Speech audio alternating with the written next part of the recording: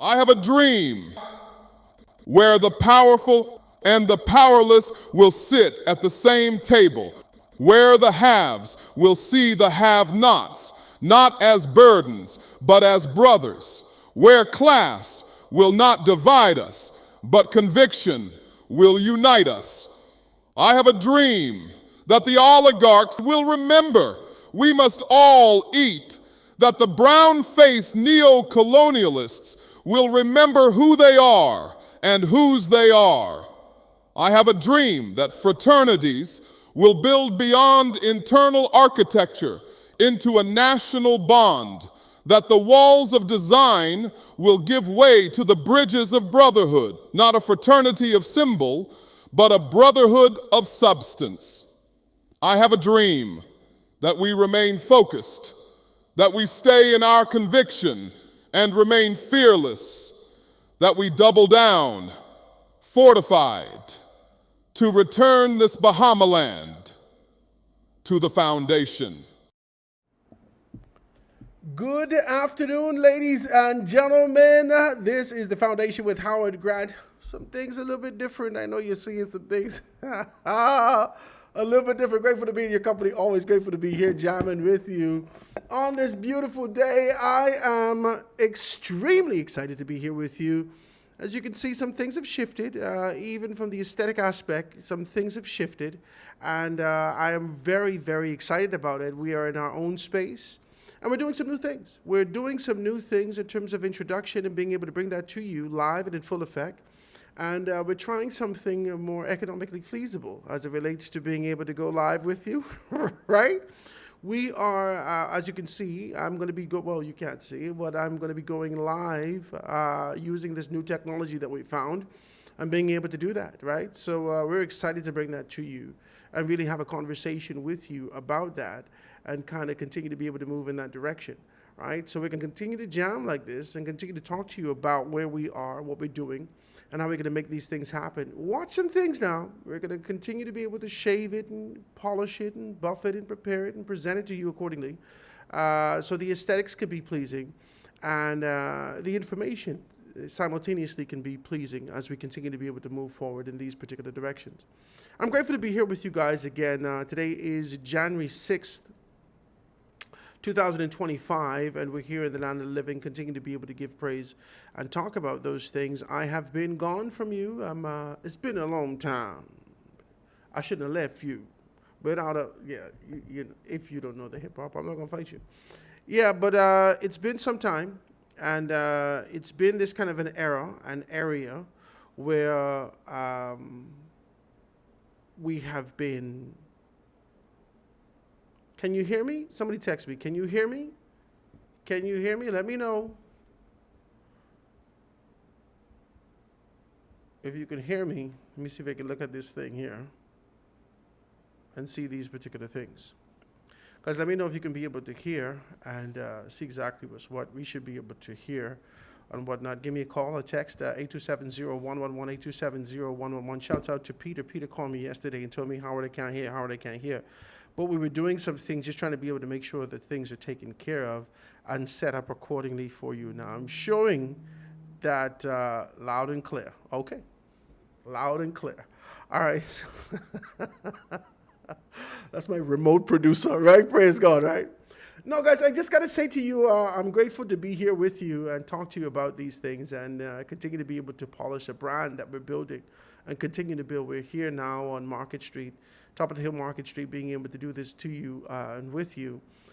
Very, very live, very raw, it seems, and it feels, trying to be able to make sure that everything is in play and in good position, that we can be able to offer you a very well-rounded, polished product. So I'm here and I'm talking to you about that, and I want to say to you that I know that 2025 has been a challenging year for some people. Can I say this? Can we talk like this? It has been a rather challenging year for some people. I think about two people in particular that I know personally from 8 Mile Rock that we've lost. My cousin Leon Grant, right? And that has been sort of a blow for the entire family. He's transitioned last year. My aunt my grandmother's sister, Aunt Malvies, she passed away also.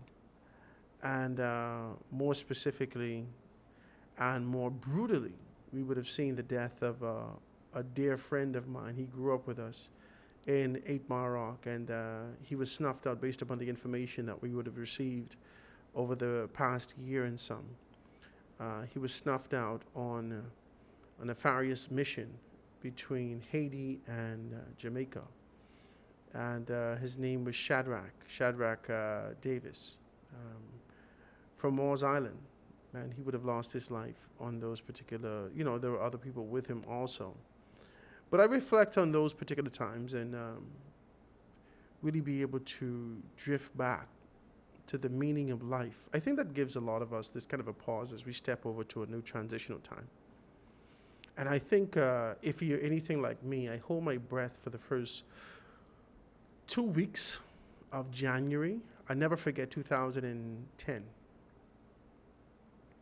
and how the pronouncement of that year came to play and came to be with the mudslides and so much death that was happening in Haiti in 2010. I'll never forget that. I thought it was crazy. Never forget that.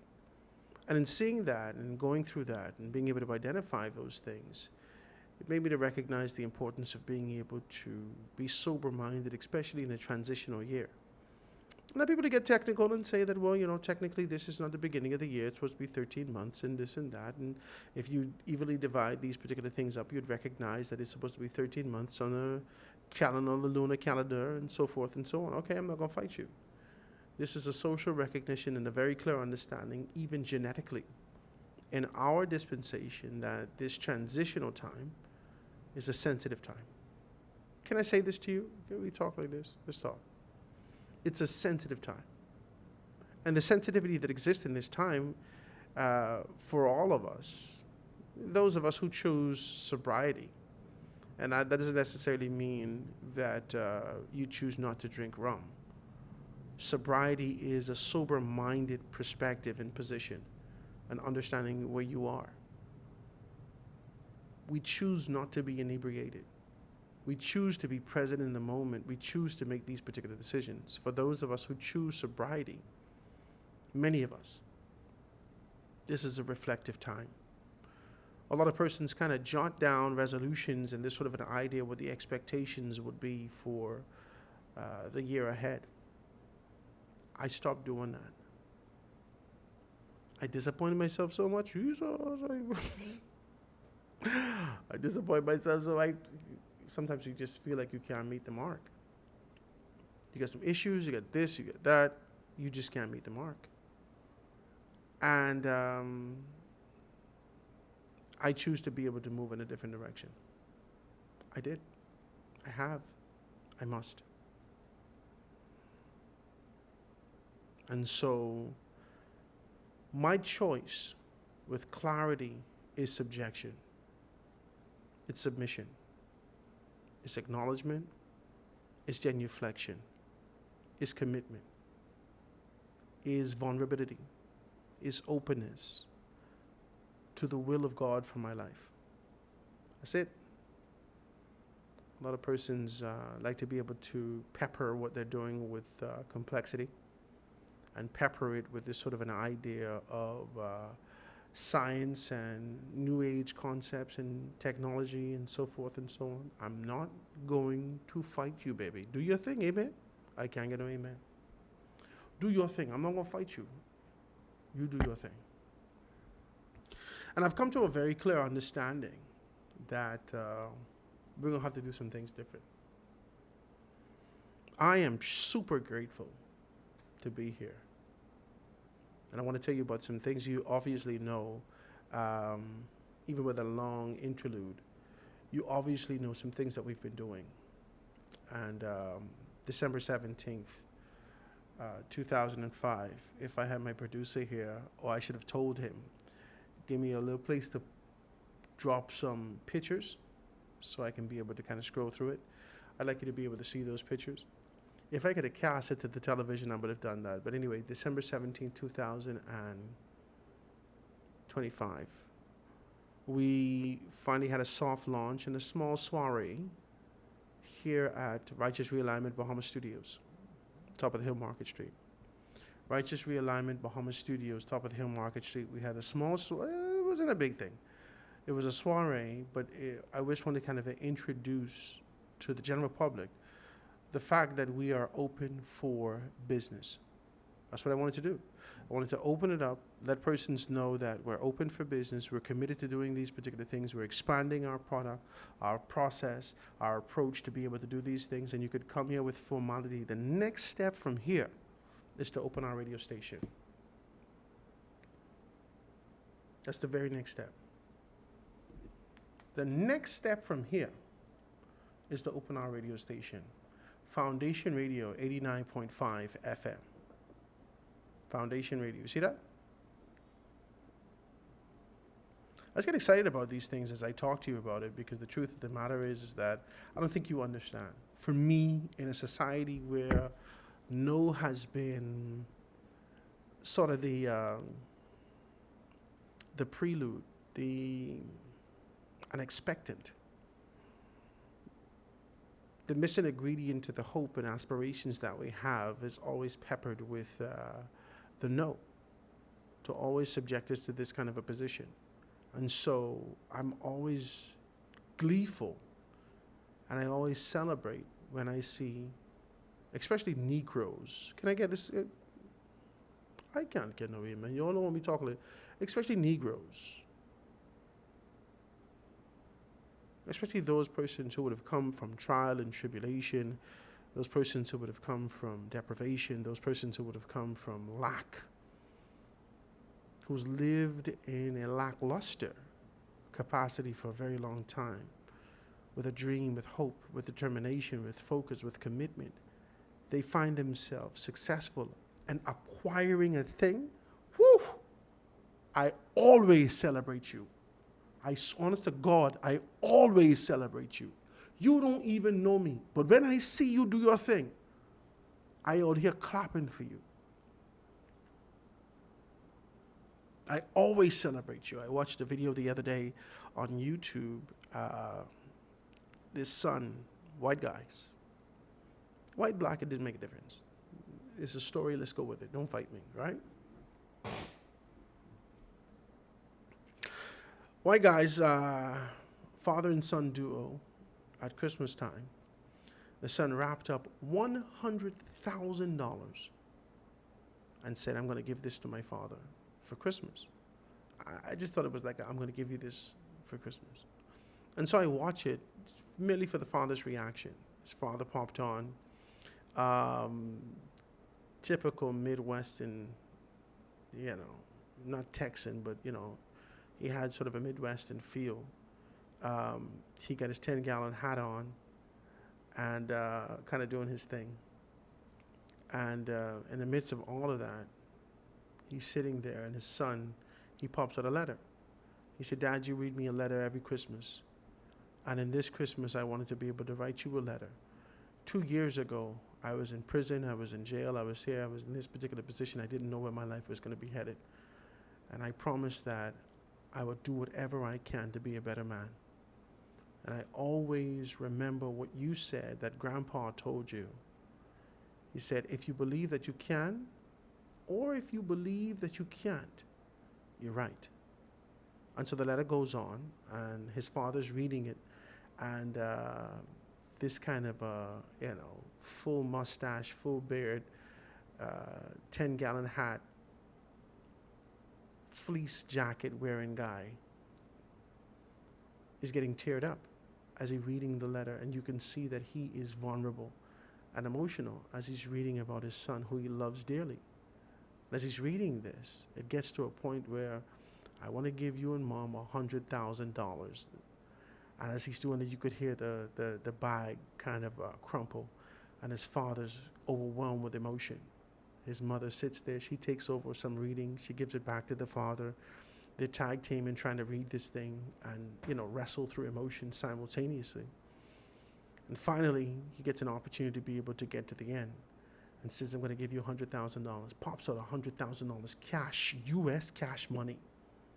Slaps it on the table. Boom.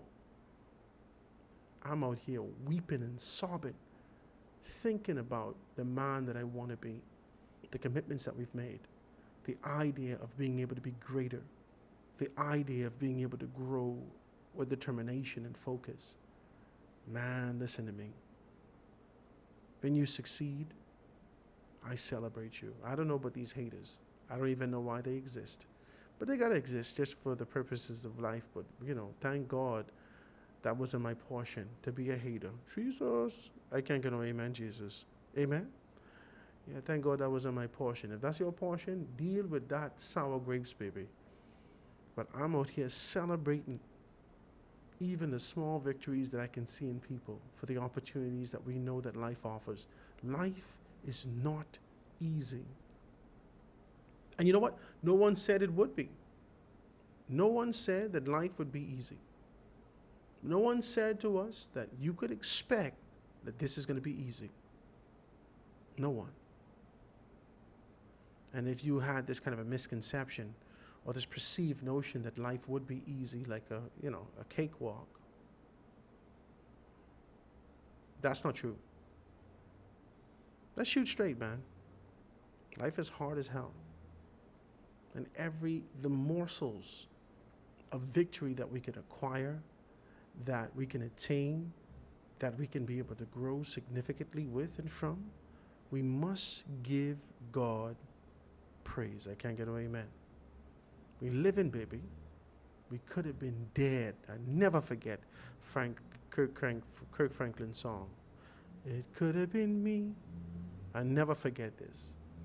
I had a 1996 Cadillac DeVille, 1996.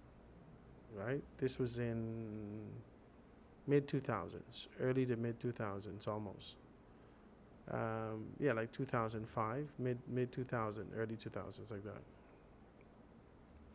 And I had my cousin's driving with me, 2 15-inch subwoofers in the back, vocal amp, this, that, the next thing, the best stereo system in the world, Pioneer, speakers, everything. This thing was crazy.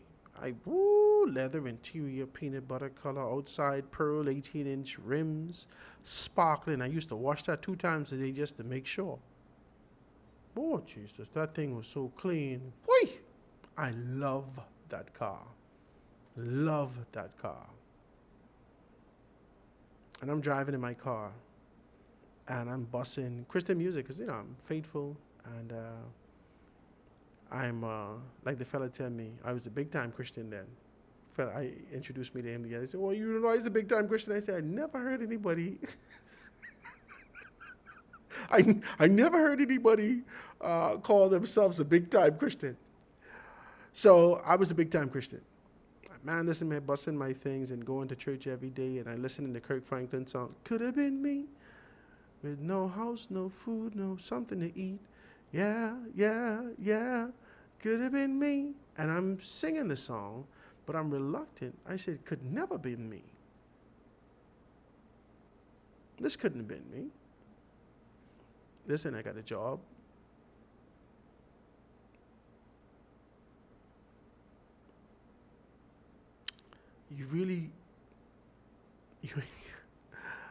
You ain't past nothing until you dead. And to Grammy say, put mud on yourself is a serious thing. So I'm refuting the song as I drive. It could have never been me. And this stayed in my spirit. I don't even hear the song no more. It could have been me. Oh, it could have been me. It could have never been me. If the steps of a good man are ordered by God and he delight in his ways, how could this have been me? Couldn't have been me. My 2 tires burst. Boof, boof. It was raining. Boof, boof. 2 tires on the left-hand side. My car was down. And it was a steady flow into separation, as it relates to occupation, into financial turmoil, into this, into that. It was crazy. And in retrospect, I say the song and I sing the song now And I recognized that it could have been me. But for the grace of God, it could have been me. These articulations that we charge the environment with, the atmosphere with, the world with, and say it could never be me. The devil is a liar. It could have been us. My cousin died healthy and strong. There was nothing wrong with him. He got in a little small accident, fender bender. He hit his head. He had a concussion. He was supposed to make a full recovery. He died. We would have never thought that it could have been him. And so I choose to walk with grace. Rather, I choose to walk with gratitude from the grace that God has released to me. I choose gratitude. And even when I heard a message from Pastor Mario talking about the importance of being able to give grace, and most recently I had an issue with a very close and near and dear family member that I love very much, very much. And we got into an agreement to do some stuff. And I just didn't feel like things were panning out the way that it should have been as it relates to how this person should have been lived up to their portion of what we did. And so I thought I was being able to be graceful by not saying anything and watching this develop and continue to be able to kind of fold in and be baked in to this kind of a concept. I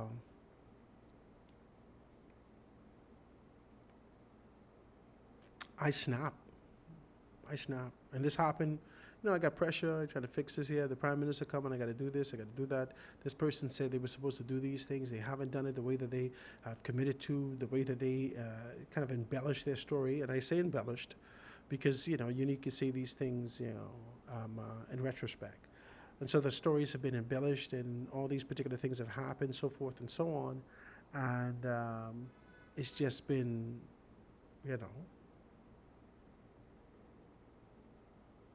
So I say, man, listen, you're a bull skater. All right? Listen, at 2000. And then I listen back to what Pastor Mario says about grace and how we approach these things with grace. And how, despite our disappointments and our tribulations and our position and our issues and so forth and so on, that we must be able to present these things with grace. And so I was not graceful. I was not. These are the things that I reflect upon in sobriety. Am I the man that I envision? Am I becoming someone else? Am I distorted by what's before me, by what I can see, rather than being able to walk by faith? These are the things that I ask myself. And I seek sobriety. I seek grace. I seek an opportunity to be able to become a better man. I do. It could have been me. It could have been me. And who knows what tomorrow brings outside of the will of God. Could have been me. I'm grateful, guys. Grateful to be here. And really grateful to be in this space with you. I am. I'm glad to be here in the land of the living in 2026. I was telling you at the beginning of the month, at the beginning of the year, I always mark it, that first 2 weeks, to make a determination as to whether or not, the direction that this life would go in, the direction that these things would happen. And kind of held my breath. And first thing this year, boom, boom, boom, boom, boom, boom, boom, boom, boom, 2 o'clock in the morning, Venezuela, getting light right up. And so I don't know if this is an omen. I don't know if this is an indication. I don't know if there is a spiritual implication to a physical presentation. I don't know whether or not this year would be marred, more specifically for the Caribbean, with tribulation as a result of what we've seen at the beginning of the year. And you know what's crazy? Every step thereafter will be, in my view, humbling. A step that is indicative of what our expectations could be from the leadership that exists in this country and in the countries around the Caribbean. 46 million people in the Caribbean. And every one of us, those of us who are conscious and understand the implications thereof, of these particular things. 46 million of us in the Caribbean. And we watched powerlessly, with shock and awe, as President Maduro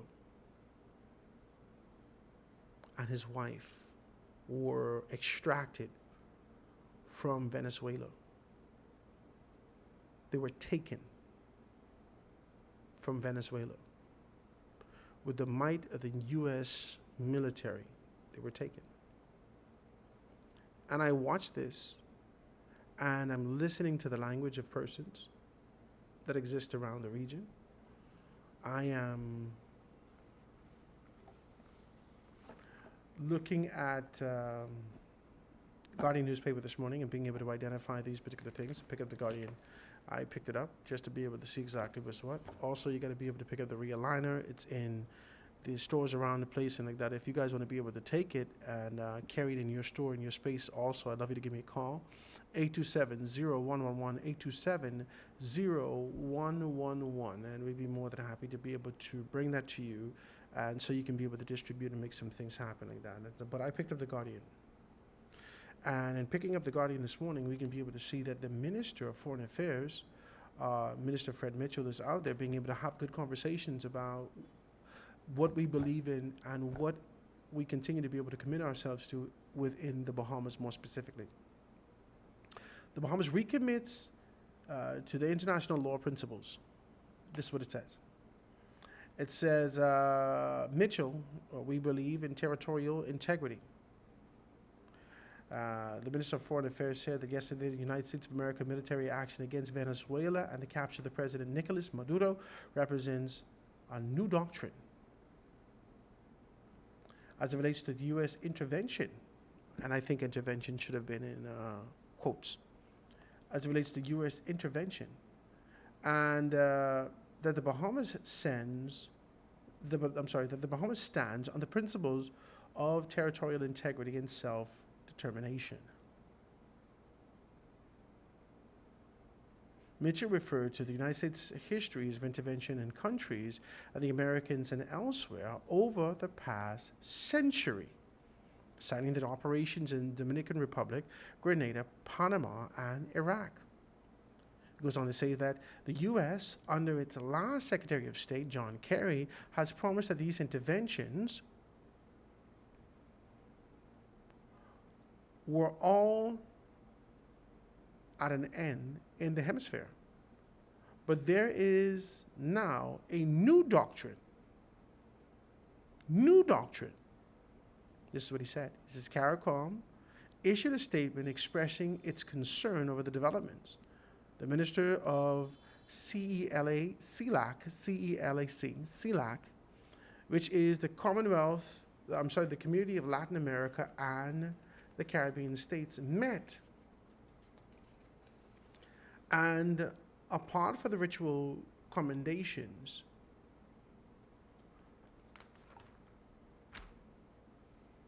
where are we?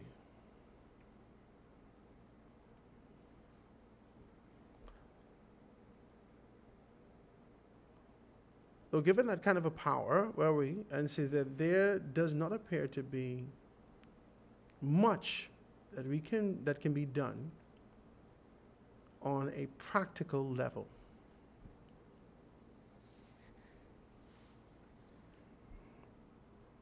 This is a strong conversation to have.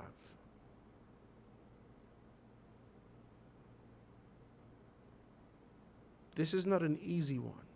There's no easy fix to this. When we pontificate in a theoretical space about the possibilities that exist, we do so in a time of peace. And in time of peace, we theorize. We give a theoretical concept. We pitch concepts and ideas of possibilities and whether or not we're prepared. This is not that type. This is not the time that we're in. We're not in a time that we can be able to lend our voice, me personally, to the possibility of insurrection, the clinging on to a sovereignty that has been compromised for decades.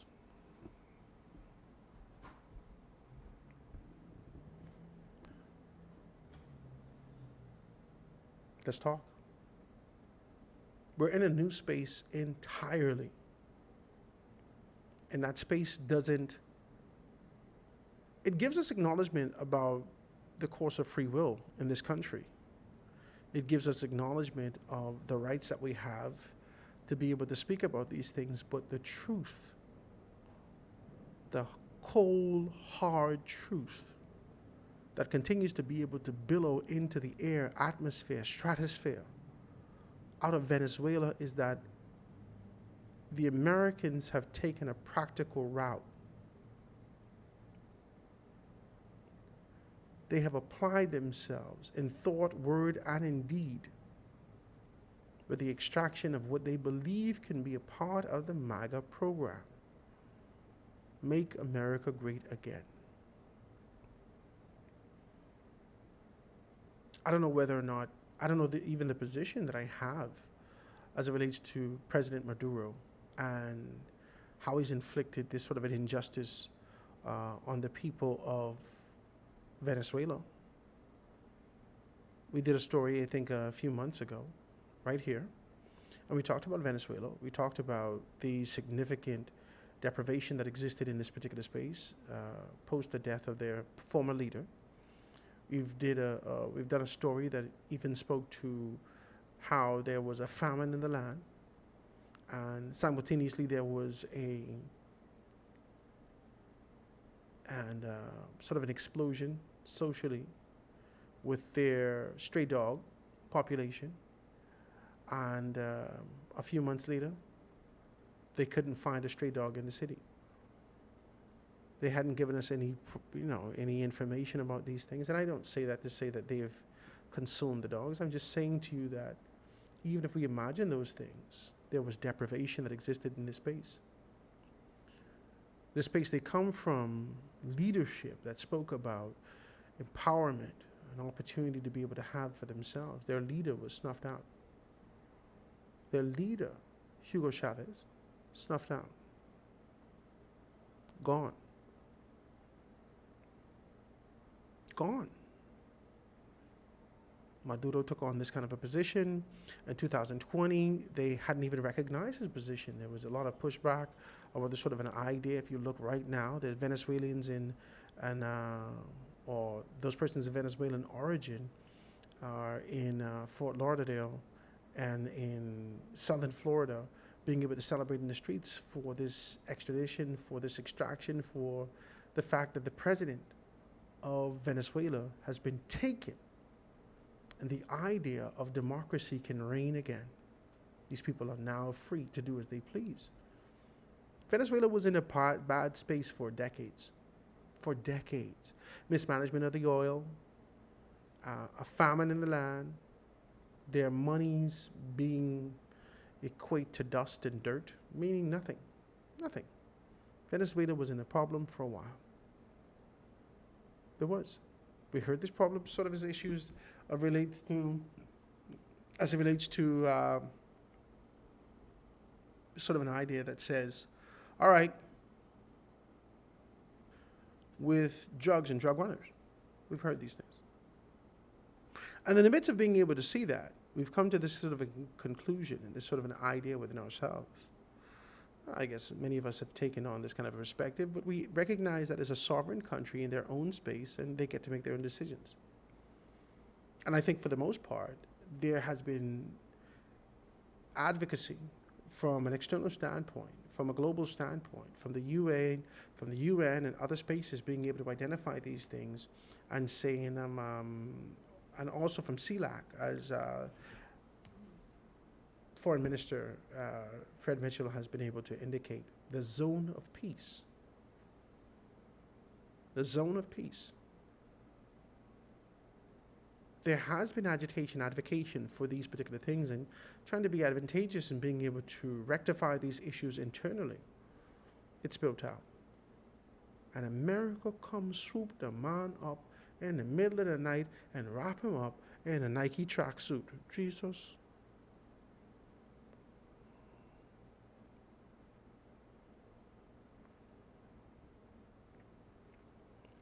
You know what that screams to me?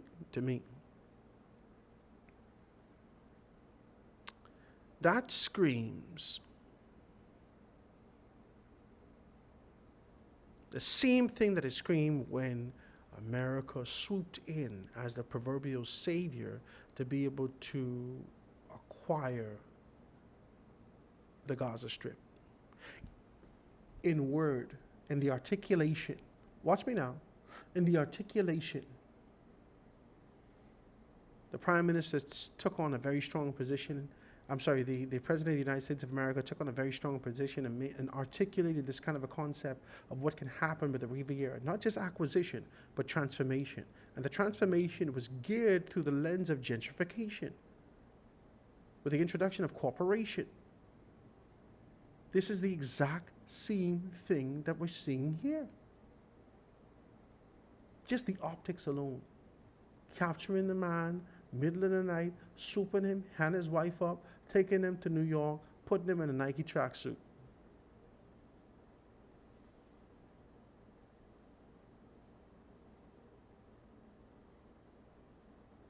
This is crazy.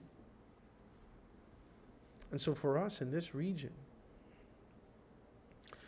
the beginning of 2026 is marked with this sort of panoramic caution. Can I say that?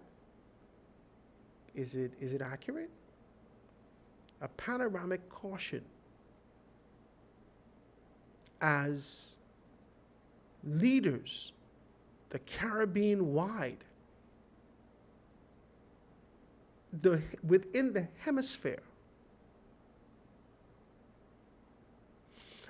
their heads are now on a swivel.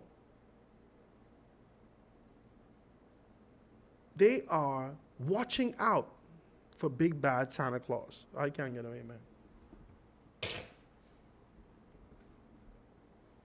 They are now looking left to right. They're checking, they're making a list, they're checking it twice, they're looking at their things, they're trying to make sure that everyone on this particular, with the affiliation of leadership, is nice and not naughty. Because Red One coming. Yeah, he ain't Santa Claus no more, he's Red One. Based upon what we know. Can we talk like this? And as I see this, and I identify these particular things, I look at it and I think to myself, sovereignty is a joke now. There's no strength. There is only this pontification and posturing of an idea that existed before. I'll give you an example. For the Minister, Fred Mitchell, to take on a position and talk about the zone of peace and simultaneously have a conversation about the CELAC and what existed in these areas. For the most part, those things were theoretical, never necessarily being able to be adopted by all of the Caribbean brothers and sisters, by all the sister and brother states. And so this theoretical posture and positioning that was presented prior seems viable at this particular time, and we were living in this sort of a posture where we believe that, it was an unspoken rule. It was an unspoken principle. It was an unspoken position that we've all taken and recognized. Okay. Okay. But to take on that position now and make the pronouncements about these particular things, unless we're just looking for political fodder and, or rather a political retort, just to be able to say what we have to say, it equates to the opposition of the Bahamas, just theoretically now, just hypothetically. This is nothing true or anything. But this position, in my mind, equates to the opposition being able to pontificate about Bahamianization in the event that the government of the Bahamas, this is hypothetical, in the event that the government of the Bahamas decides to be able to go heavy-handed on foreign labor. What the hell are you talking about? We all had an opportunity to be able to make this legislation. We all had an opportunity to be able to acquire this particular thing and be able to bring it into force and move in a particular direction. But now, post-event, we want to be able to amplify the possibilities and the solution that exists within this space. What the hell are we doing? What are we doing? It took Venezuela getting bombed for us to understand the importance of what are we doing? What are we doing? What are we doing? What are we doing?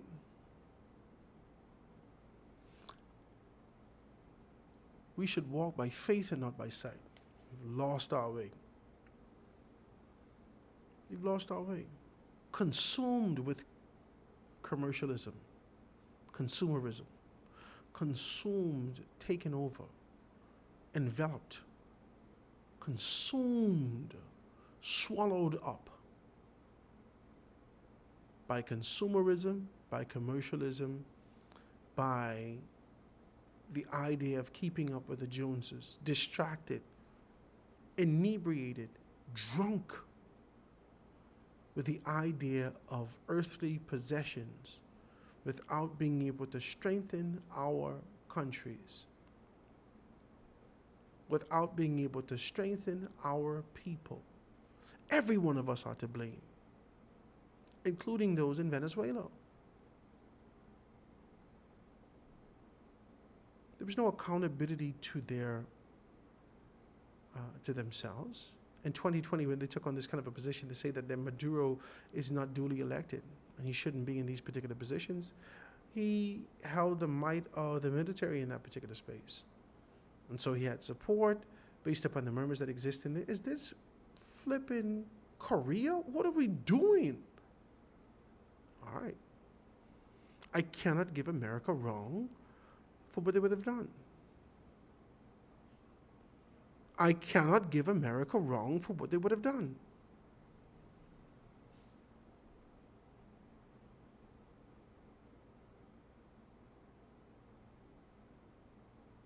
And I'm looking at this,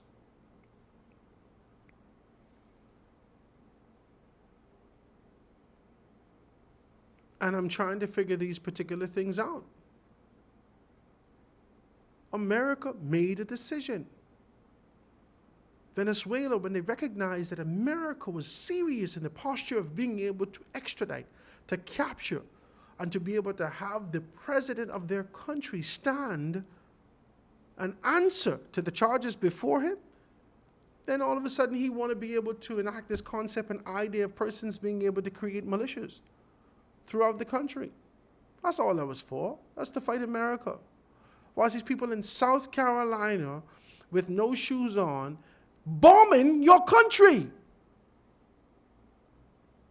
You create and enact a concept, an idea of forging militias, having people in the backwood of Venezuela with Kamalami wood, creating bow and arrows to fight these people who's sitting in South Carolina. You are not prepared. 350-pound women in tights, running up and down with machine gun. You are going to die. To fight a man, or to fight for a man, as he wraps this sort of an idea up that we're fighting for country. You're fighting for a man.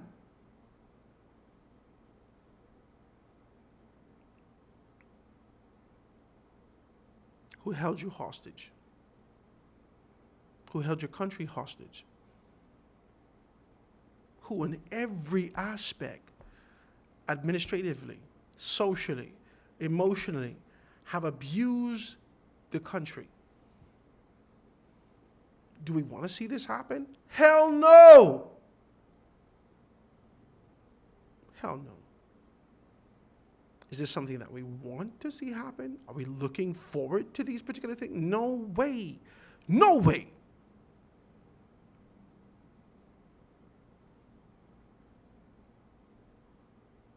They infringe upon their sovereignty.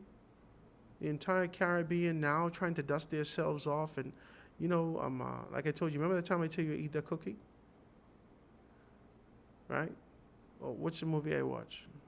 I can't remember which movie I watched. It was one of those classic, almost like a Cheech and Chong story. It might have been Friday. The guy got so high, he started dusting off himself to see if he can get this. I think it was Friday. He got so high, he started to keep trying to be able to straighten up himself, trying to dust himself into sobriety, trying to wake himself up after being able to be lulled asleep by whatever this thing that they've ingested for a long time to keep them distant. Now, when hell is at your doorstep, about to step over your threshold, let's see if you can be able to do this. You're not prepared. You're not prepared. You're ill prepared. There should be more celebrations. There should be more sobriety. There should be more opportunity. There should be more persons being able to come to the forefront. But there exists very truly a fear in Venezuela that the regime is still in place, that you have not eradicated the entire regime. And those persons who are loyalists to Maduro will find themselves back in the position of power and try to be able to push that upon the people again. We got to talk about it, guys. Give me a call, man. Be a part of the conversation. I don't have the technology just yet. I'm getting my machines, my boards, and everything like that. But we can pick up the phone and put it right here to the thing, 827-0111, 827-0111. We can be able to be a part of what you're doing. Or hit me up with a text, 827-0111. We're getting our phone lines. We're getting everything. Guys, by the end of January, Foundation Radio 89.5 FM will be live. All right? Let me take a commercial break. I'm going to see you right after this.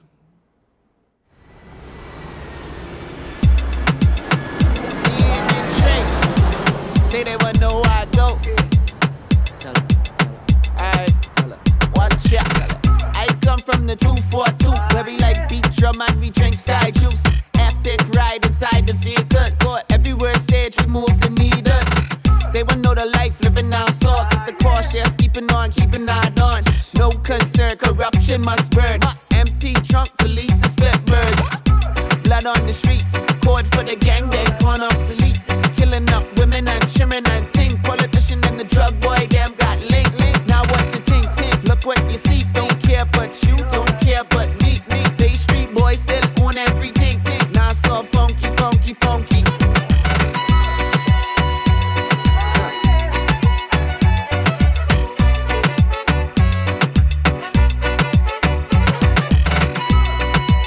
Say they wanna know how I go. Well, it's how the thing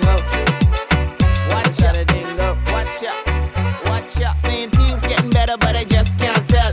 Selling the land and building up hotel. What about the small man? Where they gonna go? Back mother and child. Where they gonna go? Cost of living going up. Another body color that I just can't trust. They want but rocket for Elon Musk. Stealing from the people at a big surplus. Vulture in a divested disguise. Every day I know the ancestor them cry. Walk with pride and fought the front line. Only for their sons to walk the road blind. Run turbulence with no compromise like Isaac the Kid. Tired seeing poor people suffering and getting tricked by the government again and again.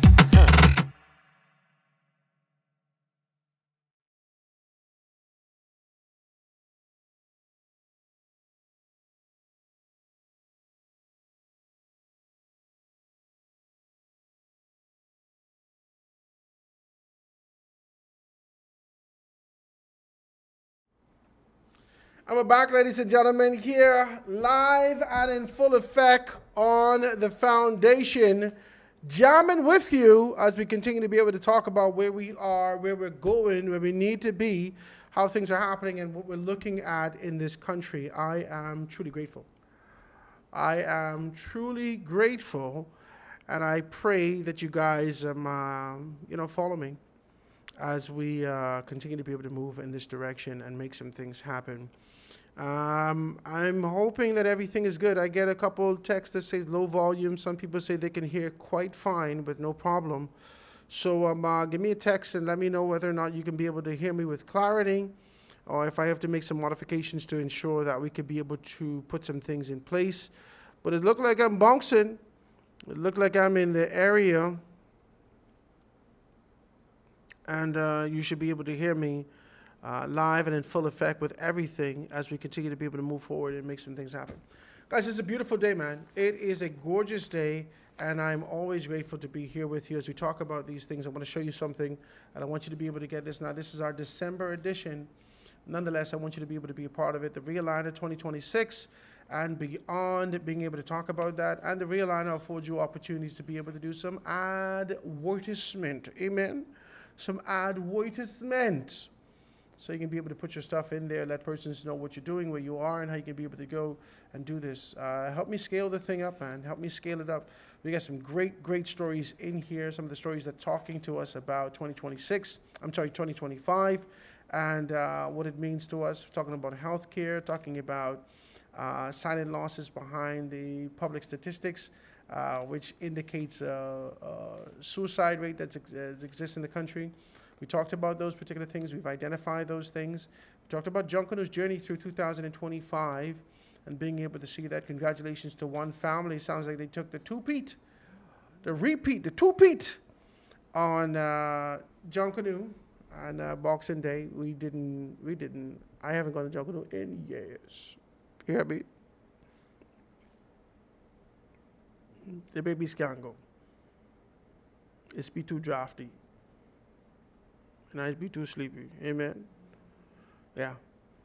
But, we can always be able to grab the highlights and being able to identify those things. So congratulations to one family. Well, I see I don't know the guy's name, right? One family! Sir, you need to calm down. You need to calm down. You're doing way too much. You start screaming crazy for one family! All right. Congratulations to one family for being able to capture the victory Boxing Day and Christmas.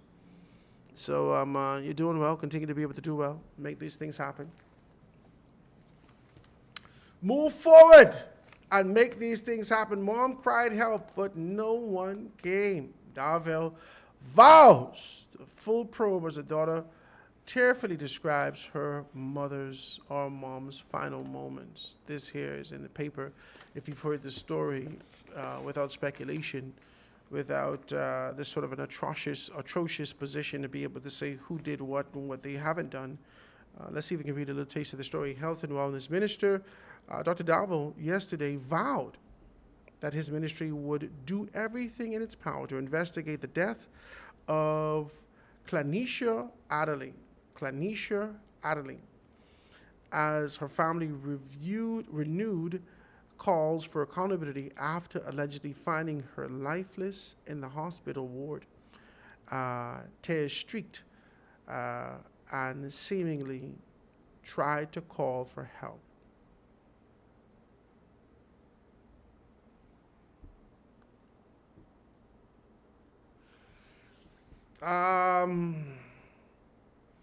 Kalisha's 16-year-old daughter, Samaya Adderley, broke down into tears as she described the trauma of discovering her mother's body, recalling that she was cold, unresponsive, and her oxygen mask dislodged. It says that the dry tears on her face, the teen says, it shows that she probably was trying to call for help, but no one came. My Grammy ran out of the room to call for the nurse, and I was trying to wake her up.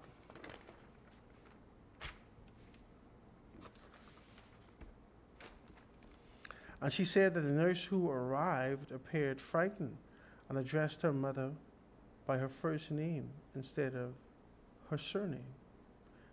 They ran everyone off the ward after that. This is what she added. And speaking at the press conference, her grandparents, Vernita and Clay Adderley, by her side, Samaya added that honestly, I'm just trying to hold up and stay strong. This is my last stretch in high school, and I'm trying to make her proud. And as the family announced that they would be pursuing legal action, Dr. Darville expressed condolences and said that if any findings implicate Princess Margaret Hospital or its staff addressed appropriately and with full, or its staff, the matter would be addressed appropriately and with full transparency. Oh man, this is a lot. This is a lot. This is a lot. To be able to come home to a space to go and visit your mother.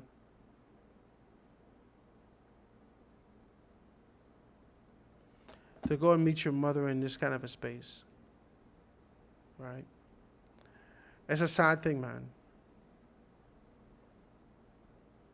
It's a very, very sad thing. And I want to be able to do this with you. I want to talk to you about these things and identify what needs to be done, how it can be done, and let's talk about it. I think that Princess Margaret Hospital has been taking a lot of flack for a long time. I think Princess Margaret Hospital, as a result of its internal issues, have allowed themselves to pivot and shift towards the issues rather than their commitment to focus and the oath that they have taken. I want to say that. Now, the thing about spoiled apples in a barrel, it has a tendency to contaminate the longer you deal with this particular apple. If you don't extract it, it continues to be able to contaminate the body. And so with this sort of an idea, just last year, we would have been able to see this person, this lady sitting in a car, and she got reprimanded for it. And sending a letter right out to the Prime Minister that spoke to the fact that, hey, Prime Minister, we're in poor conditions, we're this, we're that, do you, if you have a heart, I believe you can do this. Yeah, it was nice in terms of her delivery, but as it relates to the position that she's taken, as it relates to the supersession of being able to go through the proper channels to be able to render your position to indicate, hey, listen, I had some issues and I want to be able to bring that to you. Whatever those are, you have to shoot straight. We got to shoot straight, man. We got to shoot straight and talk about these particular things. You got to talk about it. All right? This is where we are. This is where we are in this country. The healthcare professionals are consumed with the fact that their living conditions and their environment is absolutely deplorable. And as a result of this deplorable state, it seems as though that they are not being able to adhere to the protocols of being able to ensure the preservation of life and health within their space, the responsibility for what they're being paid for. We're already dealing with deprivation in the entire sector. We're already dealing with the fact that this kind of a tumultuous position where Marco Rubio would have been able to kind of intervene about the relationship that we had with Cuba and being able to bring assistance over to be able to assist. We are already dealing with healthcare issues that actually spill into geopolitics.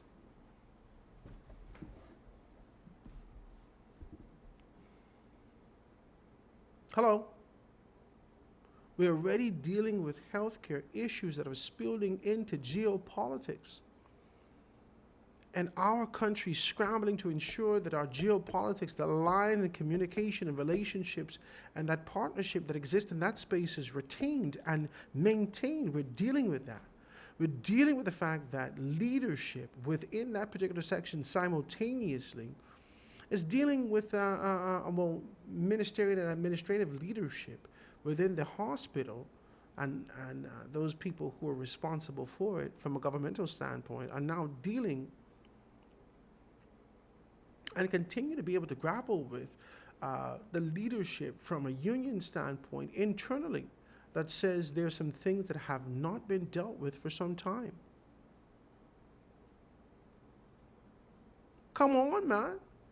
Come on, man. As we talk about these things, as we identify these things, as we have a conversation about these things, we have to be clear about this. We have to be clear about this. We got to be clear about this. We're dealing with a lot, guys. And I don't know whether or not,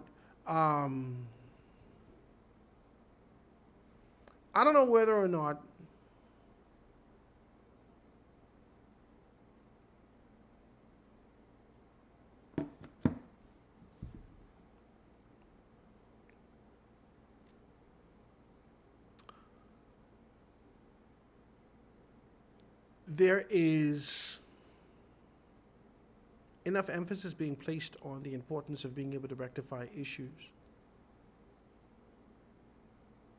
If we're going to be honest, everyone's having issues.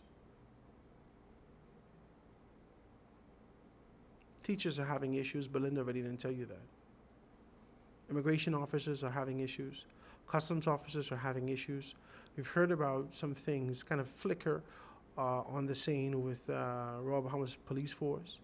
We've heard the Defense Force and their particular mechanisms. We've seen, I think, someone who lost their life last year with a battle. I stand to be corrected in these particular things with sort of a tussle that exists in those things, in and out of the actual facility. All right? And we've seen so many people take a blow. Even if we look at the Parliamentary Registration Department and the modifications that they have to make there, this is as a result of a human error and the necessity for being able to rectify those particular issues. Every government division and department are having their own sets of issues. They are. They are. In the midst of having these particular issues, there needs to be, an avenue that we can be able to rectify these issues. Someone has to help us to rectify these issues. It cannot be that we continue to be able to go forward and move on and allow these issues just to be able to fester. There are issues that exist in this country.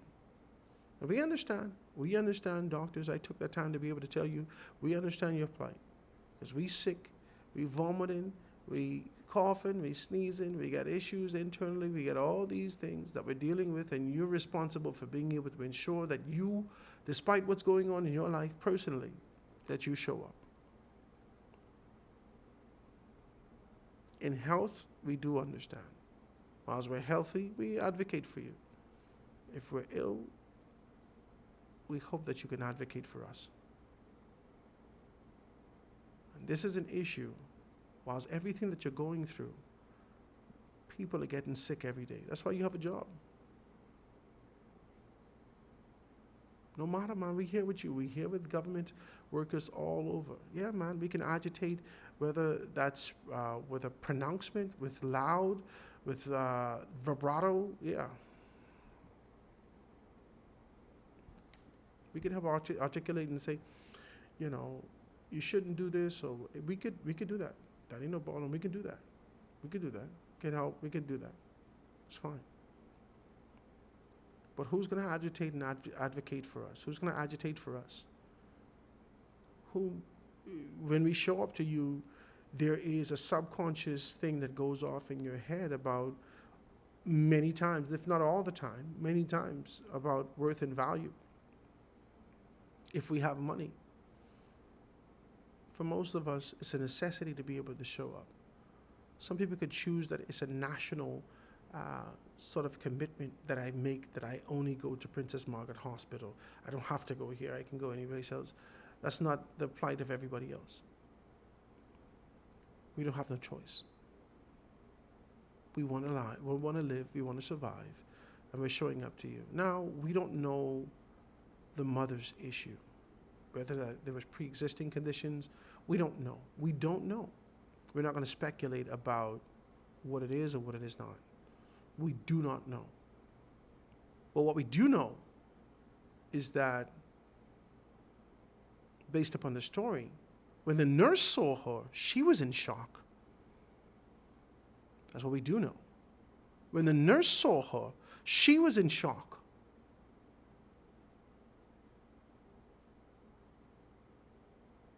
Come on, man. Let's talk about these things. Let's talk with clarity. Let's talk with a very clear understanding that before you open up the ward, at least for Jesus' sake, before you open up the ward at 6 o'clock for visiting hour, at least check your people, man. Make sure you check everybody. I don't know the depth and detail of this story. I only know I can't visit nobody until they tell me I can come. And if I come there and the people say, no, we taking care of them, I got to go back and come back another day. You didn't even check the woman? Should never let a daughter meet her in that condition, in that position. I give you 100% wrong. I couldn't tell you what the preconditions were. I couldn't tell you what happened. I couldn't tell you if she ate the wrong thing, she ingested the wrong thing. I couldn't tell you I couldn't tell you any of these things, but I can tell you, you were wrong for allowing her daughter to come from wherever the hell she was, to open up the hospital door, to walk back there to hail her mother and meet her cold, lifeless body sitting there with tears running down her cheek, dry, and the oxygen mask dislodged from her face. You were wrong for that. You may have no implications about her death. You may not have anything to do with the fact that as a result of whatever her illness is, when she came in, it might have been amplified due to time, you not to being able to deal with those particular things. Maybe she was in a terminal state. Who knows? We don't know. All we know is that you should have never let the little 16-year-old girl come meet her mother dead. Never. I don't care what happened. Check your place. Do your rounds. Check your thing, who's good, who's not, and do what you got to do.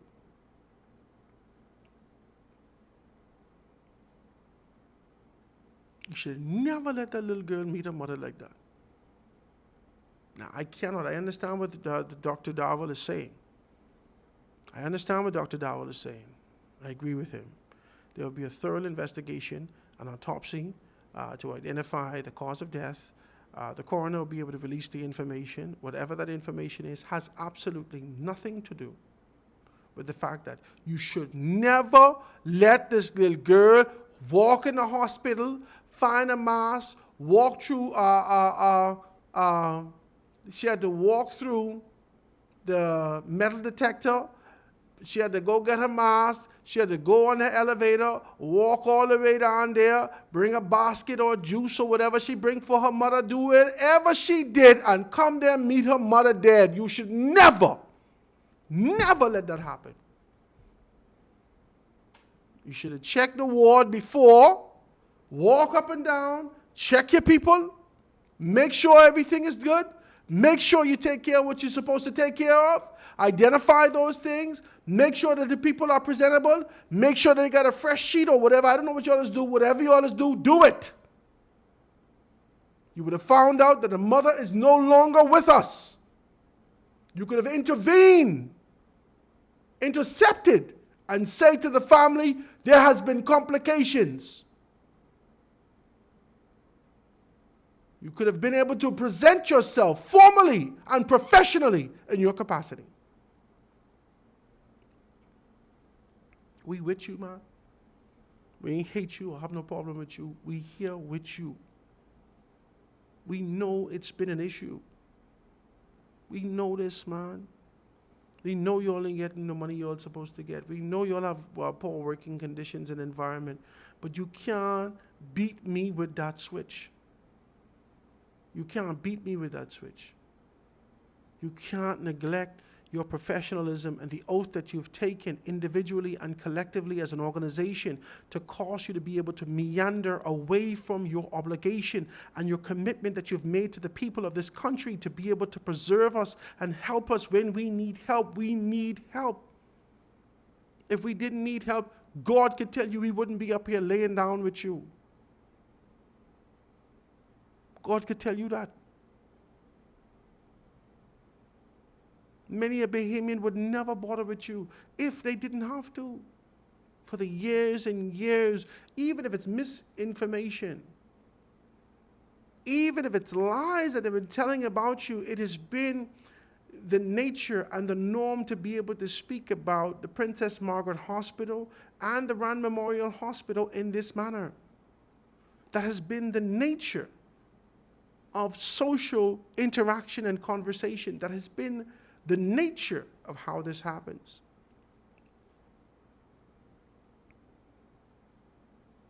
And because this has been the nature, if Bahamian people didn't have to come to you, they would not. But they have no choice. And they swallow this proverbial pill as they look around and say, well, you're taking care of all the Haitians. You can take care of me today. And they make their decision in reluctance to show up. But their body compels them with pain and agony. And they show up, and you wear a chip on your shoulder. Some seen, some unseen. This goes directly to the apples that have been contaminated by the spoiled ones in the bunch. The apples that may not have been penetrated deeply into your core. This sort of this disdain, this idea of rejection of the fact that, oh, this ain't got nothing to do with me. You may not have been stained to your core, but you've taken on this posture. You've taken on even slightly this idea. You've taken it on.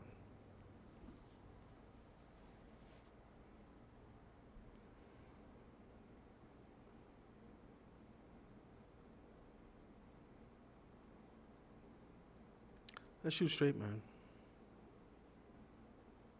Let's shoot straight.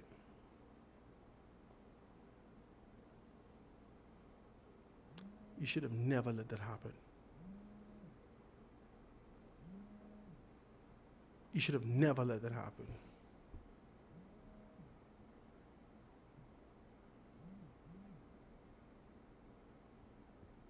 And we got to do something about that. I'm on air. I'll give you a call right back.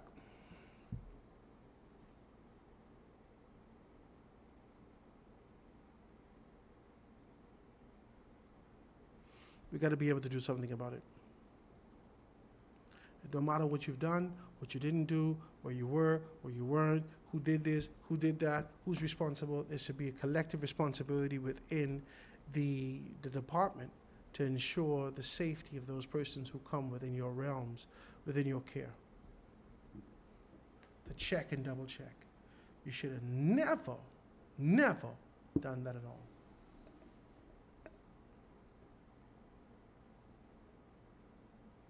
I'm heartbroken.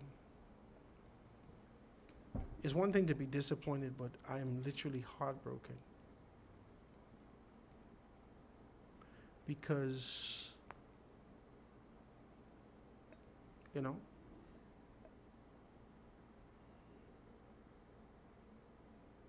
it's hard, man. The little girl will be scarred. She got to wrestle with that kind of a PTSD.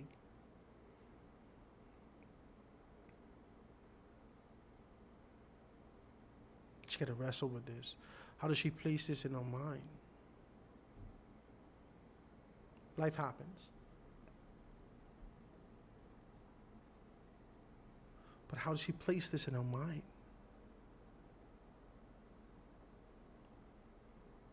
We could do better. I don't care your position. We can do better. We can do better. Don't let what people say about you be correct, man. Prove them wrong.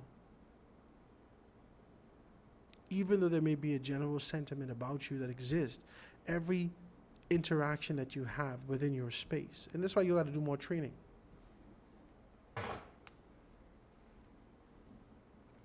Every interaction that you have within your space, you take the time out and you be able to deal with it accordingly. Every interaction in your space, you take your time out, you be able to talk about these particular things, you identify these things, you speak to those persons, you let them know exactly what's what. These interactions that exist in your space.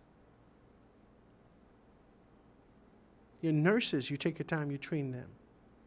You put more time and effort and emphasis into the training and to the development of these particular things and make them to understand the responsibility. Yeah, they've gone through school and you just want them to get to work because people are busy and so forth and so on, but there is a touch and the way that you deal with people that seems to be elusive because you're dealing with the pursuit of and the acquisition of what's been owed to you. We understand. Trust me, we understand. I tell you, when we are well, we are with you. When we are not well and we need to see you, we want you to be with us. When we are well, we are with you. When we're not well, we need you as a nurse, as a practitioner, as a doctor, as a staff, as a part of the Ryan Memorial Hospital, the Princess Margaret Hospital. We need you to be with us. Dedicated. Dedicated. Let's talk about it. Guys, we're going to take this another commercial break. We're going to be right back after this.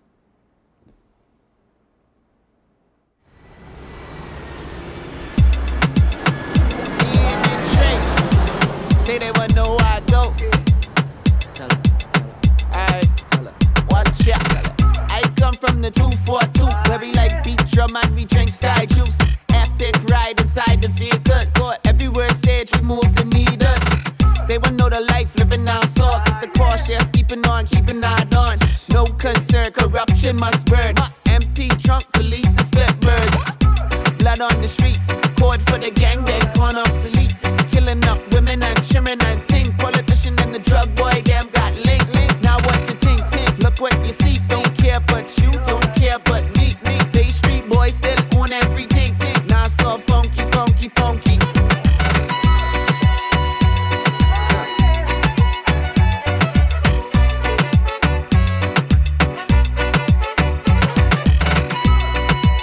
Say they wanna know where I go. Tell us how the thing go. Watch ya. Saying things getting better, but I just can't tell. Selling the land and building up hotel. What about the small man? Where they gonna go? Back mother and child. Where they gonna go? Cost of living going up. Another party color that I just can't trust. They want but rocket for Elon Musk. Stealing from the people at a big surplus. Vulture in the vest of disguise. Every day I know the ancestor them cry. Walk with pride and fought the front line.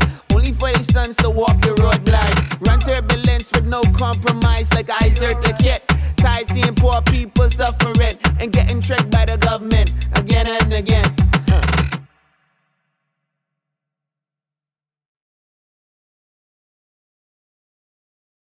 And we are back, ladies and gentlemen. There's a couple more things to the paper. I won't be able to touch some of these things. You know that we had a conversation from last year. And so I won't be able to touch a couple of these things and talk about it. In the papers this morning, they're talking about a couple of things. Every one of those things I wish to be able to expand upon and elaborate on and be able to build those things, that we're going until 2 o'clock, to be able to have a good conversation. If you want to be able to join me in conversation and be able to lend your opinion and your position, we can be able to do that, right? So just hit me up, 827-0111, 827-0111. Boundaries Commission expected to propose splitting two constituencies. The Boundaries Commission is expected to table a long-awaited report. Let's read it, guys. It's in the Tribune today. Let's read it. It's a long-awaited report in Parliament in the coming days, according to the sources familiar with the matter, with proposals that include combining Bimini and Berry Islands into a singular constituency.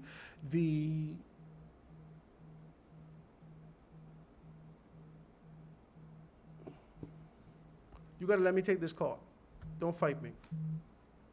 Because my wife should know that I'm on the radio. My wife should know that I'm on the radio, but I'm going to take this call. Y'all don't fight me. Let me see what she say. Go ahead. Yes, baby. Okay, so she hung up. She hung up, right? So let's read it. So it says, the Tribune understands that the report recommends creating a new seat in Western New Providence and dividing Killarney, a move this newspaper has previously reported. The proposed constituency, on page 4, let's read these particular things.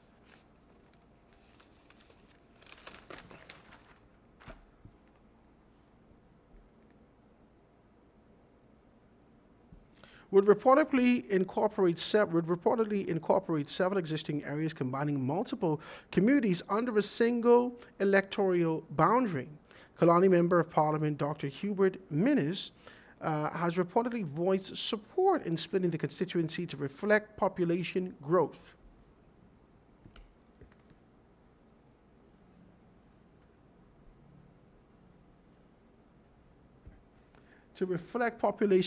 Insisting the change would not weaken the electoral prospect, right? It says sources said that the report could be tabled as early as tomorrow, which is today. As you're watching me, you can watch that in a minute to see exactly what's what. When the House of Assembly returns following the Christmas break, several meetings have already been held this month to finalize the document. Changes are also expected across several New Providence constituencies, including St. Barnabas, Tall Pines, Centerville, Freetown, and Garden Hills, which would see polling divisions added or reduced. Deputy Prime Minister Chester Cooper, who sits on the commission, has told reporters that the body is analyzing constituency boundaries with a focus on achieving a fairer distribution of voters. Prime Minister Philip Brave Davis last year acknowledged that the voter numbers are out of balance in one or two New Providence constituencies, saying that the matter requires an anxious look to determine whether or not the boundaries should be redrawn. While the law does not prescribe a fixed number of voters per constituency, the Constitution requires that the boundaries reflect population size and that significant disparities be justified by clear, practical consideration. There's a lot to unpack there. There is a lot to unpack there. Hubert Ingram came in the newspaper last year, came into the media last year and indicated after the crushing blow and defeat of the candidate Brian Brown in the constituency of Golden Isles, Brian Brown finding himself in this kind of a position to be able to do, vying for the constituency of those particular areas. After the defeat, some information was unraveled and came to the forefront. And the information indicated that they couldn't find 2,000 to 3,000 people. I think it fell in the middle there, about 2,500 persons on the registry. The register was a permanent register, and the register kept getting added to And there was no modifications made in that particular register. And that has been, over the course, I want to say, of, I don't know, about 6-7 years, right? And since then, there has been a lot of persons who've moved to various constituencies and persons who can vote now, and so that increases significantly, right? And so when you look at the registration for, I think the last registration for the constituency of Golden Isles was almost 7,000 some, right? Let's not be specific with the numbers, over 7,000, all right? And with the perceived registration of these particular 7,000 persons, there is an astute reaction, especially when there is a election call, which was a by-election in that particular constituency after the death of Von Miller, that those persons who can be able to identify their voters, their things within the confines of political organizations, would go out and look for their people. So you're looking for 7,500 people, but you're looking for your people among those persons. From both the PLP and the FNM, after Harrison Thompson, who is the Parliamentary Registration Commissioner, after he would have taken on this kind of a position to indicate that, almost a vow, my hand to God, we have done everything we can, and everybody is this and that and all these things like that. And I out here fighting for him. Hubert Ingraham say, I don't care what nobody say. I telling you, we can't find the people. We can't find the people. Okay? Ask the FNM, ask the PLP. We can't find the people. I made my inquiries high within the organization of the PLP, and they said that Hubert Ingraham is absolutely correct. Ryan Pinder came right after and indicated that it was absolutely correct. Hubert Ingraham has indicated that we could not find these particular persons. We could not find these people. I was shamed. Harrison Thompson had egg on my face as I agitate for you and saying Hubert Ingraham wants you and your legacy to be tarnished simply because he needs to be right. All this time, you almost swearing to God and Hubert Ingraham right. How you could let Hubert Ingraham be right? I'm mad at you. We could be able to take the egg on the face. You should have stepped down from that position. You should have stepped down from that position. You should have stepped down. You should have stepped down. But you're still there, and you're making more modifications again. I don't even know if I can listen to you no more. Nonetheless, now a story comes in the newspaper, and the newspaper is indicating to us that there is the Boundaries Commission being able to make a determination that they want to make modifications to certain boundaries. I know.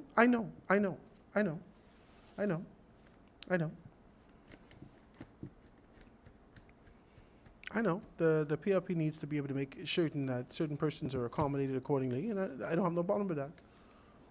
Right? I don't have no problem with that. But the addition of these particular things are under the guise of the previous concept and idea that these particular constituencies, including the constituencies of the constituency of West Grand Bahama, has an exorbitant amount of persons. Finding in that same meeting and conversations that I've had with high-level persons within the PLP, they've indicated to me that they had the exact same issue in West Grand Bahama. That there was some 1,500 to 2,000 persons that were unaccounted for in the constituency of West Grand Bahama and Bimini. And so, if we are being able to hinge our reasoning on the prospect that each of these constituencies has more persons than designed, has more persons in it than based upon our constitutional requirement of balance per constituency in the country, if we could be able to present the argument of more person or an exorbitant amount of persons in this particular constituency in comparison to others, then we can justify the necessity of being able to split the constituencies and have another constituency put there. Yeah, there can be justification for that. And we were all with the justification based upon the previous numbers. Can I say this? Can we talk like this? we were all with the justification based upon the previous numbers. The previous numbers has indicated to me that if the average for the constituency existed within 5,500 to 6,000 persons, and these particular constituencies could easily bleed into almost 8,000 people, I'm agreeing with you. I'm agreeing with you. I'm right here with you. Let's cut the constituencies. But if your reports have indicated to us, talk to me, if your reports have indicated to us that these constituencies, talk to me, the numbers associated with what we thought existed out here no longer exist. Somebody talk to me. I can't get away, man. What is the reasoning behind being able to look for additional constituencies to accommodate these particular quote-unquote people, if the people don't exist? There has to be another justification. There has to be another positioning. There has to be another way that we approach these particular things. Now, I understand politics, and I understand it well. And I understand the necessity for being able to ensure that there is a balance. I understand the responsibility that you have for being able to provide an opportunity internally within your organization. I understand the commitment that might have been made, I don't know, within your organization to say that we will do X, Y, and Z. I understand. However,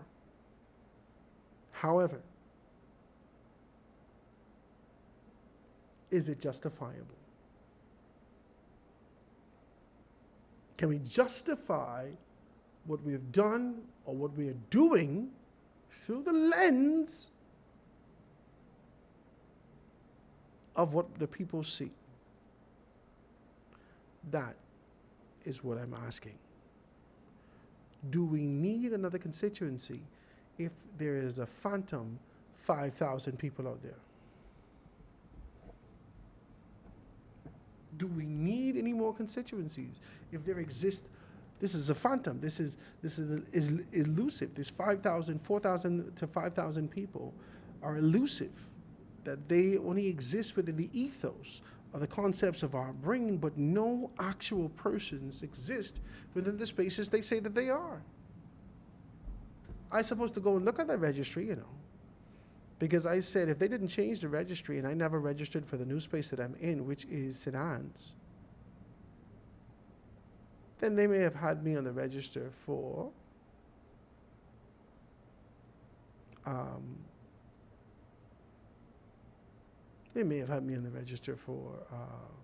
Golden Isles.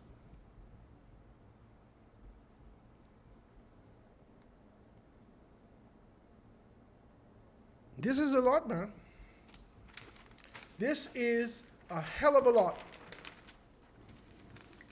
And we got to be able to deal with that. So I'd like to be able to have a conversation with someone from an official standpoint, maybe even Shannon Cartwright to talk about, because he's on the committee. He's on the boundary commission, the boundary committee, to being able to identify those things. So even if he would like to talk with me, I'd love that. See if I could reach out to him and be able to have that kind of a conversation. Let's talk about some other things before we get out of here, and let's be able to do this. Now, listen here.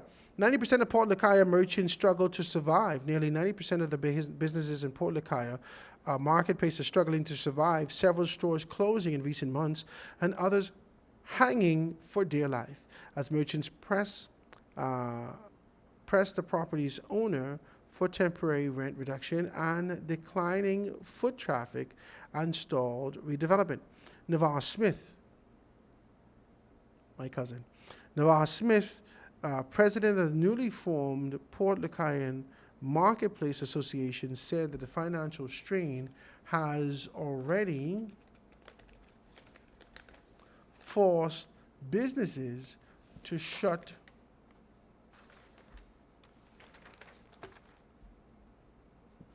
their doors.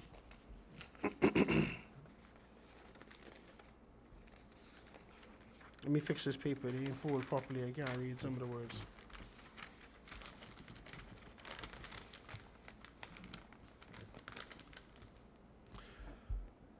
We've had since the association started, a handful of companies that have actually had to close up their shop and leave because they just didn't have the business to cover their overheads. Mr. Smith said that they're naming Tropical Gyro, Lux Deli, and Island Divas among those affected.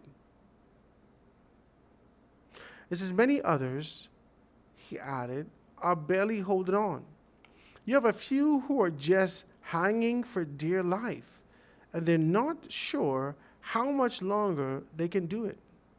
He says that I would say that 90% of the businesses owners out there are struggling really badly to cover basic overhead cost.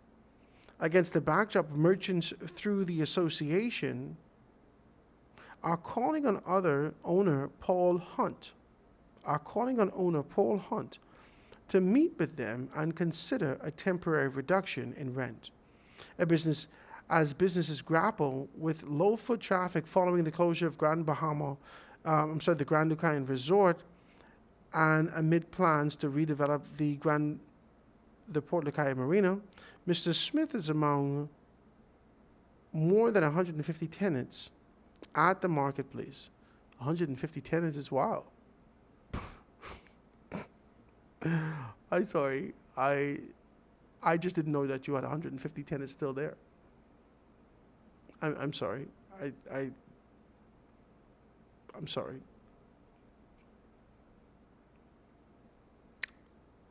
Wow. So it says,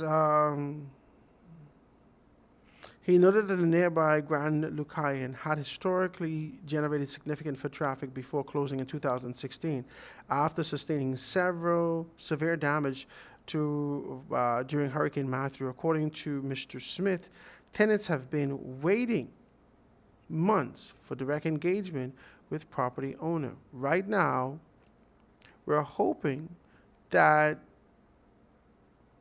we could sit with him very soon so that we could better understand the plans for the short and long term concerning of the development of Grand Lucayan, Port Lucayan. Given the updates to other stakeholders and communities, but hasn't done so with his tenants. This is he talking about Mr. Hunt. The association, which has been in existence for almost 6 months, represent roughly 170 merchants. This number keep going up. 170 merchants, the majority of whom are straw vendors. Mr. Smith said that non-food businesses, including retail stores, have been hardest hit by declining sales. We're still in a bad state of affairs. And as far as our revenue as business owners out there, people feel very discouraged and frustrated with the lack of traffic and inconsistency in these particular things. Most recently, we would have been able to hear, and I need to be able to get that. That layout for you so I can be able to present it accordingly. But most recently, we would have been able to hear officials from tourism indicating that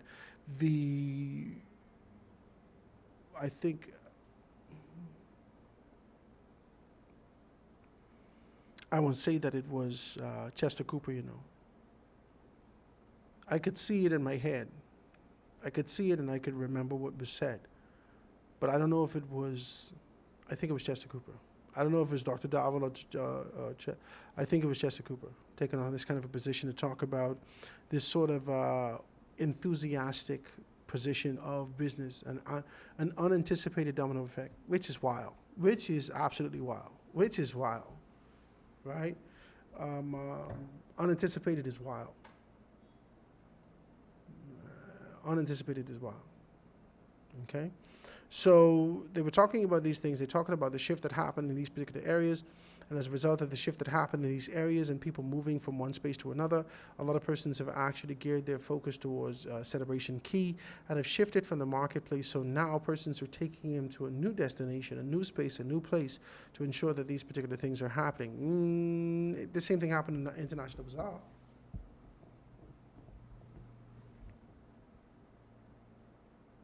I can't get away, man. The same thing happened to the International Bazaar. The International Bazaar became a relic after the closure of the Princess Casino, and persons stopped being able to stay there. Those persons who were committed to going to Port Lakaya went to Port Lakaya. The International Bazaar was a mess. In fact, the straw vendors that were sitting there across the street from the old Captain Kenny's and the old Baskin Robbins and all those things, the straw vendors that were sitting right in that little space right there, right across the street right there, they used to sort of negotiate with the taxi drivers. If you bring these particular persons and they spend some money, you get this, you get that. For everybody you bring, you get this, you get that. Just for mere survival. This was happening far and wide throughout the length and breadth of the International Bazaar. This is not new. Unless there is a hub for persons to be able to enjoy and be able to revel in that particular space, unless there is an attraction of entertainment for persons to be able to go there and spend their money, and they're prepared to do that, Grand Bahamian people are going to take you to the new thing. They're going to take you to the new thing. That's just what it is. I mean, we'll just, hey, baby, listen. They're going to take you to the new thing. That's not to the effect of anything else other than I had a wonderful time in the Bahamas. The taxi drivers are not deliberately, specifically, and strategically trying to be able to sabotage these persons. The government of the Bahamas is not deliberately, specifically, and strategically trying to be able to ensure that they eradicate your business. This is just the nature of business. And whilst the aspiration and idea of being able to one day have a stall in the International Bazaar, in the Port Lakaya Marina, I've always wanted to be able to have this store here and not a damn person walking around, nobody here at all, but your dreams still live in your heart. And they say it's $2.75 to open up this business and $10,000 a month. And you say, I got $3. I'll have a whole 25 cents left if I give these people this money to open up this store. You open up the store, nobody come to your store because there ain't nobody in the Port Lakaya Marina.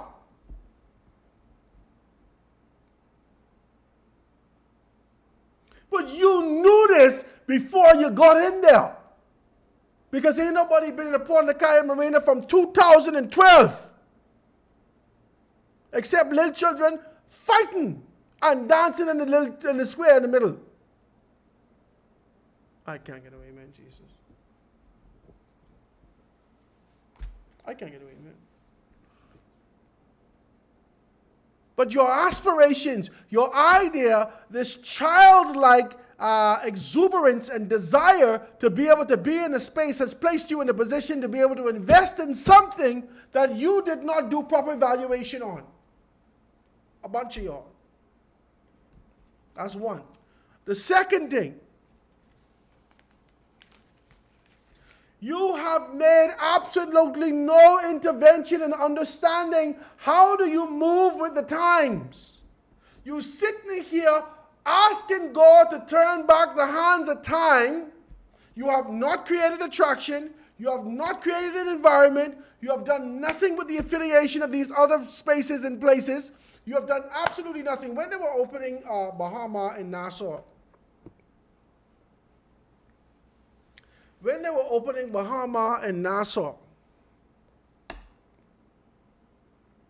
and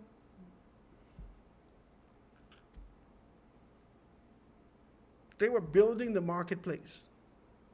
I think they did the same thing for Atlantis.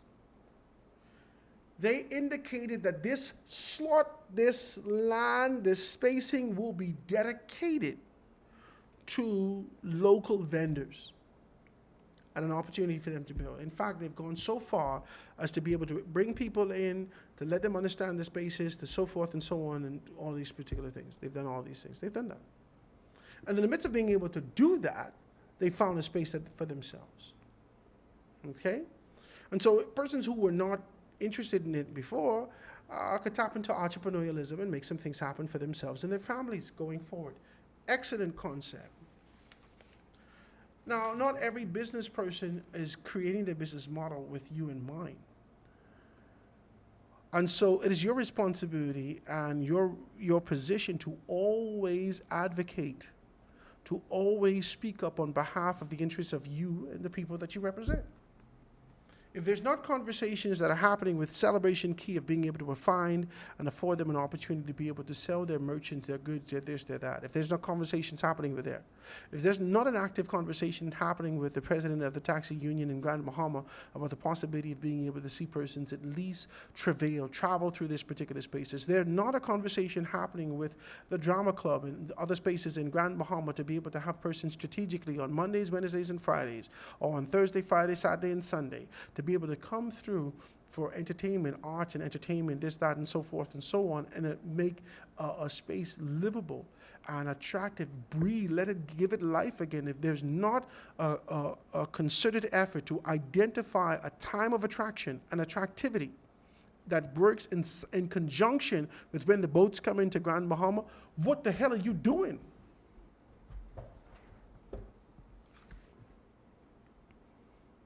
Why we keep having a conversation with the freaking wall? Why we keep talking to the wall?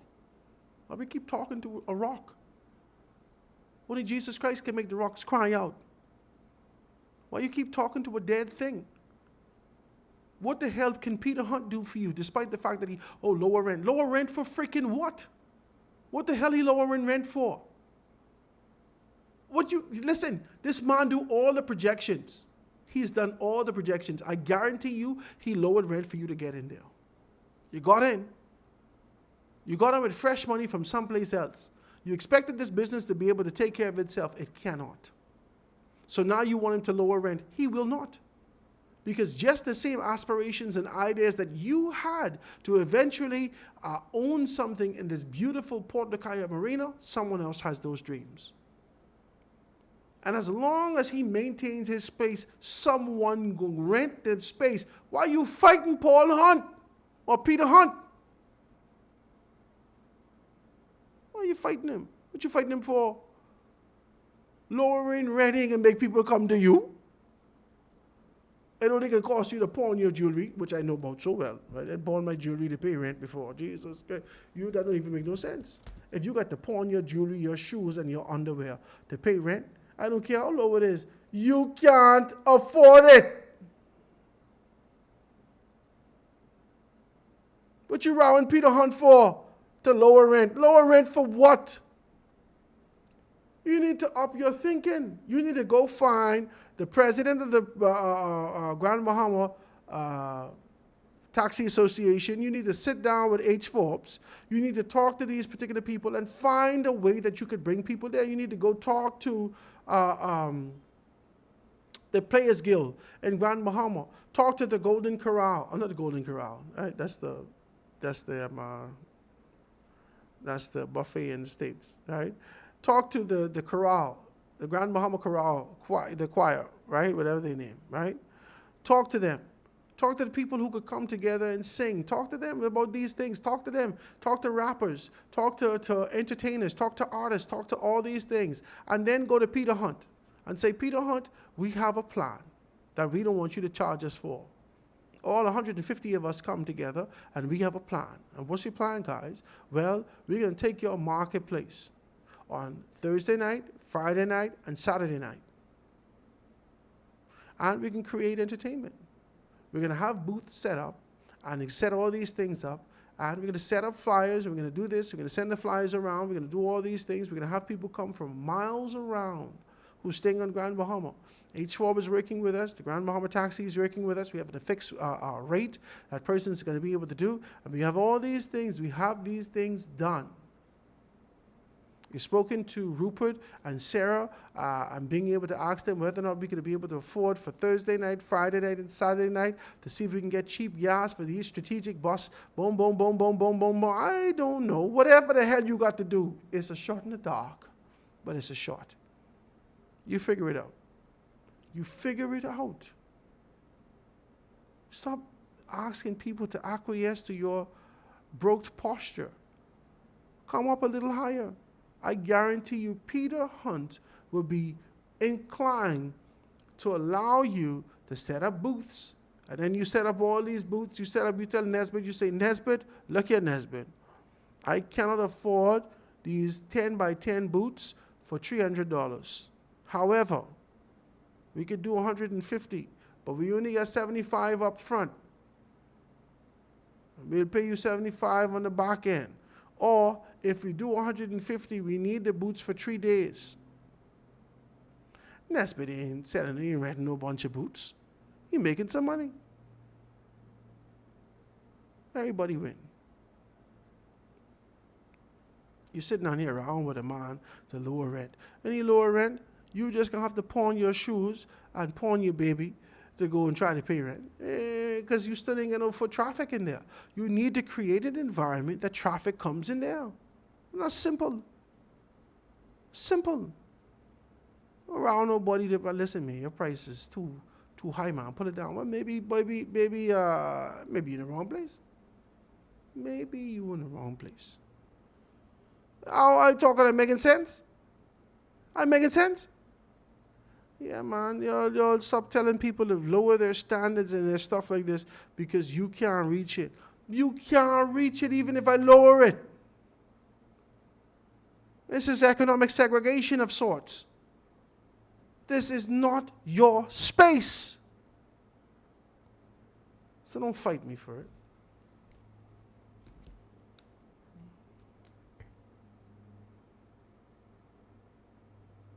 This makes sense, guys. I'm going to thank you also very kindly. Last but not least, I just want to be able to talk about a heated exchange that the PLP begins a Southern Shores candidate between Clint Watson and Obadiah Roberts, Obi Roberts, being able to talk about those particular things in Southern Shores.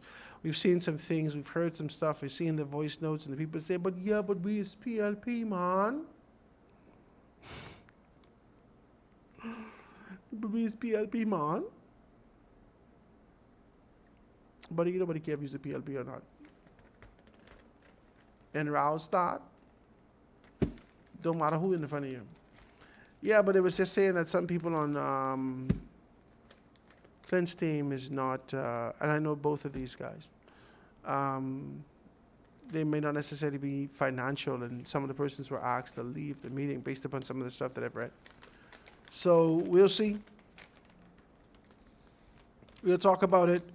We'll see where we go from there. I want to thank you guys so very kindly for being able to tune in with us today and talk to us about how these things are done, where we're going, and where we've been in this country.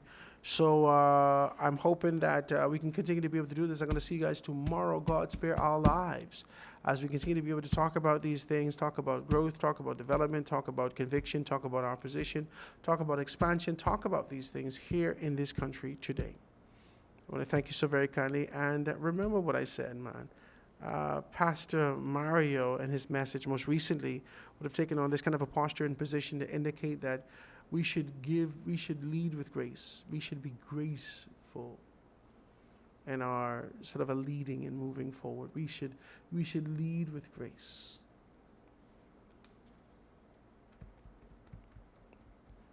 Let's make it a practice. Let's make it a practice, guys. Let's make it a practice for us to be able to do that and move in this direction. I want to thank you guys so very kindly for being able to tune in with me. Remember, I said to you by the end of the month, and if you guys want to be able to be a part of this, and how would I want to get one little talk show on your thing? I want to talk, but Jesus, from 6 o'clock to 10 o'clock on the evenings, if you want to be able to purchase a slot with us, you can come right up here on the hill. We have beautiful facilities available for you. You can pre-record your show. You can sit with us. You can do all these particular things. You can have a wonderful show with us.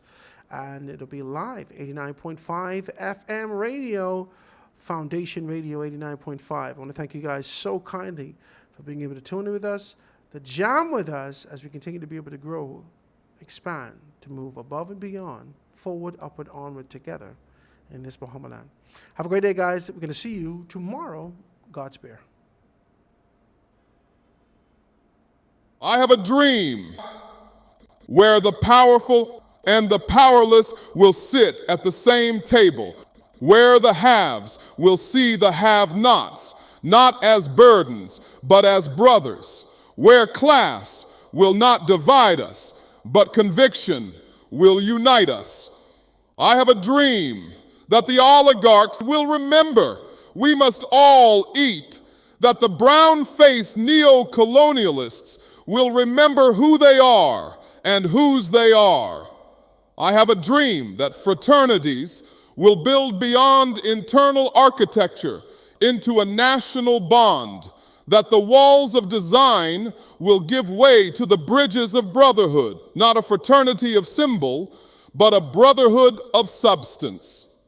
I have a dream that we remain focused, that we stay in our conviction and remain fearless, that we double down, fortified, to return this Bahamaland to the foundation.